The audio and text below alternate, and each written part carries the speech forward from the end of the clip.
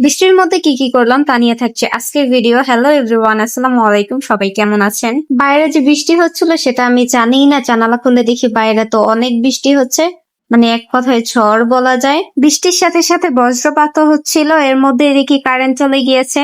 আমি তাড়াতাড়ি বারান্দায় চলে গিয়েছিলাম একটু ভিডিও করার জন্য। বারান্দায় গিয়ে দেখি তো বৃষ্টিতে সবই ভিজে গিয়েছে। এইরকম বৃষ্টি দেখে তো আমার অনেক ভিজতে ইচ্ছে করছিল, কিন্তু কি করব, রাত যেহেতু অনেক বেশি, চাইলেও ভিজতে পারবো না। তাই বারান্দা থেকে বৃষ্টি বিলাস দেখছিলাম, তার মধ্যে হঠাৎ দেখি অনেক বেশি বৃষ্টি হচ্ছে। তাই ঘরে চলে আসি। বৃষ্টিতে ভিজতে পারবো না তো কি হয়েছে, হাত দিয়ে তো বৃষ্টি বিলাস করতে পারবো, এটাতে তো কেউ আর আমাকে মানা করবে না।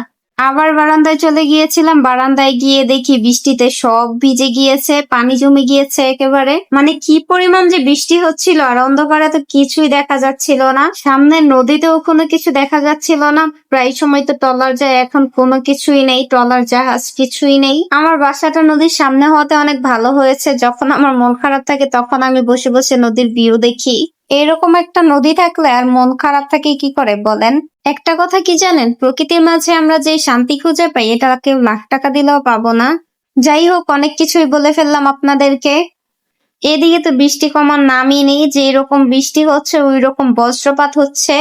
আমি তো প্রচুর ভয় পাচ্ছিলাম। আর এদিকে তো আপনাদের ভাইয়া বাইরে গিয়ে বৃষ্টির মধ্যে আটকে গেছে, বাসায় আসতে পারছে না। ভাগ্যিস আমার ফোনটাতে চার্জ ছিল, যার জন্য আমি এই পর্যন্ত আছি। এখন প্রায় 2 ঘন্টা বৃষ্টি হওয়ার পর বৃষ্টি কমছে এবার। এর মধ্যে আপনাদের ভাইয়াও বাসায় চলে আসছে, সে হাতে করে স্যুপ আরো কি কি যেন নিয়ে আসছে, বলছে আজকে আমি রান্না করব। আমি বললাম ঠিক আছে তুমি রান্না করো, আর আমি বসে বসে দেখি। ও বাবা, রাঁধুনি দেখি রান্নাও করে আবার সবকিছু খেয়েও ফেলে, এটা আবার কেমন রাঁধুনি ভাই? তার কাণ্ড দেখে তো আমার তখনও হাসি পাচ্ছিল, এখন যে আমি ভিডিও মেক করবো এখন আমার হাসি পাচ্ছে। কি আর বলবো, দেখেন কি করছে। সে সেমাই রান্না করবে, সেমাইয়ের মধ্যে একটু বাদাম দিচ্ছিল আর সে নিজে খাচ্ছিল। আপনারাও তার রান্নার রেসিপিটা দেখে নেন, দেখেন কিভাবে রান্না করতে হয়। সেমাই রান্না করবে, সে আবার আমাকে জিজ্ঞেস করছিল সেমাই কি ধুয়ে দেব। তার আধুনিক রেসিপি গুলো আপনারাও দেখে কিছু শিখতে পারেন কিনা দেখেন। সে তো সেমাইয়ের মধ্যে মশলা দিতেই ভুলে গিয়েছে। এরপর তো সে কফি বানাবে, কফির মধ্যে দেখি আবার হরলিক্সও দিয়েছে। আমাকে বলছিল এটা নাকি তার স্পেশাল কফি, যে খাবে সে নাকি পাগল হয়ে যাবে। এরপর তো সে স্যুপ বানাতে চলে আসে। যাই হোক, স্যুপটা কিন্তু অনেক মজা হয়েছিল। স্যুপের রেসিপিটা অন্য একদিন শেয়ার করবো আপনাদের সাথে। এরপর আমাকে বলতেছে তুমি ডিম রেসিপি খাবা। আমি বললাম ডিম রেসিপি আবার কি? বলতেছে আচ্ছা আনি তারপর দেখো। পরে বুঝলাম এটা হচ্ছে ভাইরাল ডিম রেসিপি।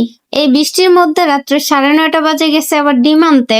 বেচারা তো রান্না করতে করতে অনেকটাই হাঁপিয়ে গিয়েছে, তাই ভাবলাম আমিও একটু কাজে সাহায্য করি। আমাকে বললো ঘর থেকে টমেটো আর পেঁয়াজ এনে দাও, এইগুলো দিয়ে নাকি সে মশলা বানাবে। এটা হচ্ছে তার সিক্রেট একটা রেসিপি, সে কাউকে শেয়ার করতে চায় না। তাও আমি একটু লুকিয়ে লুকিয়ে ভিডিও করছিলাম। প্রথমে পেঁয়াজ, কাঁচামরিচ আর টমেটো কেটে নিল, এরপরে সে তার সিক্রেট মশলাটা বানিয়ে নিচ্ছিল। ডিমগুলো সিদ্ধ হয়ে গিয়েছিল, আমাকে বলছিল তুমি ডিমগুলো সিলে দাও, কিন্তু আমি সিলবো কি, আমি তো সিলতে গিয়ে ডিমের অবস্থাই খারাপ বানিয়ে ফেলেছি। তার জন্য সে নিজেরটা নিজেই করে নিচ্ছিল, আর আমাকে বলছে তোমার দ্বারা কোনো কাজই হয় না। যাই হোক, ডিম রেসিপিটা কিন্তু মজা ছিল। রাতের 12টা বাজে নাকি তার আবার ক্ষুধা লেগে গিয়েছে, তার জন্য সে নিজেই চলে আসছে চিপস ভাজার জন্য। চিপস তো বাজছে ঠিকই, কিন্তু রান্নাঘরের অবস্থা যা করছে, এই জন্য তার সাথে অনেক রাগারাগি করছিলাম। রাগারাগি করলেই বা কি হবে, এগুলো আমারই পরিষ্কার করতে হবে। আমার সব নোংরা থাকলেও আমার রান্নাঘর কিন্তু সবসময় পরিষ্কার থাকে। যাই হোক, কি আর করার, এই তো তার চিপসও ভাজা হয়ে গিয়েছে। আজকে এই পর্যন্তই, সবাই ভালো থাকবেন, সুস্থ থাকবেন, আল্লাহ হাফেজ।